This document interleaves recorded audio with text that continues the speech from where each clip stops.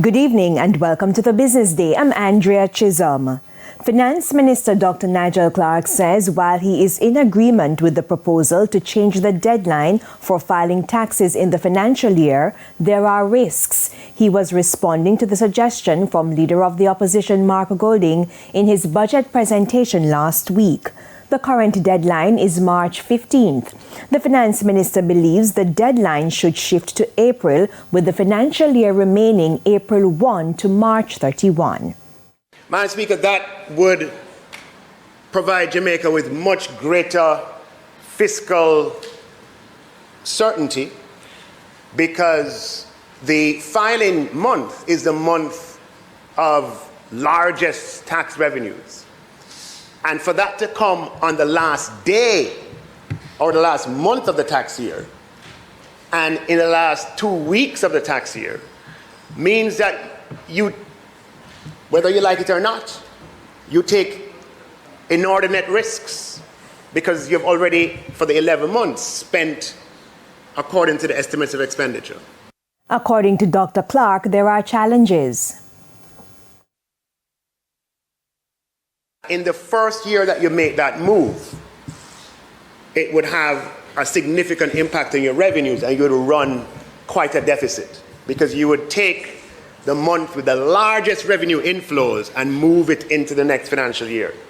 So this is something that we're in a better position to do when we have reached our goal in terms of our fiscal target goal, and we can make that change, which would make our fiscal trajectory more secure going forward. We go now overseas to the collapse of Baltimore's Francis Scott Key Bridge, which is diverting shipping and trucking around one of the busiest ports on America's East Coast, creating delays and raising costs in the latest disruption to global supply chains. After the container ship hit the bridge and brought it down early Tuesday, ship traffic entering and leaving the port of Baltimore was suspended indefinitely. That will require rerouting vessels or their cargo to other ports, potentially causing congestion and delays for importers. The Port of Baltimore is one of the largest vehicle handling ports in the United States, and a lengthy closure could disrupt the supply of new vehicles.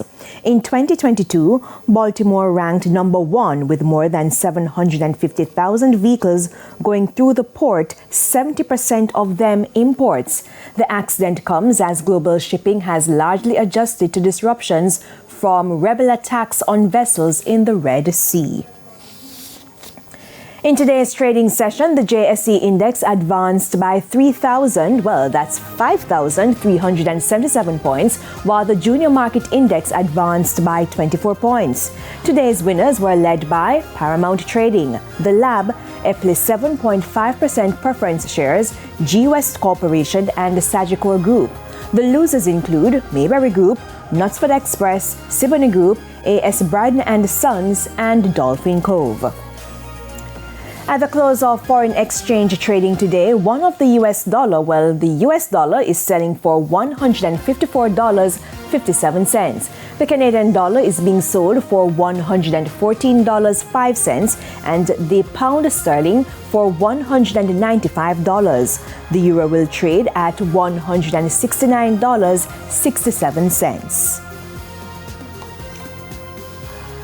And that's it for the Business Day. I'm Andrea Chisholm. Good evening.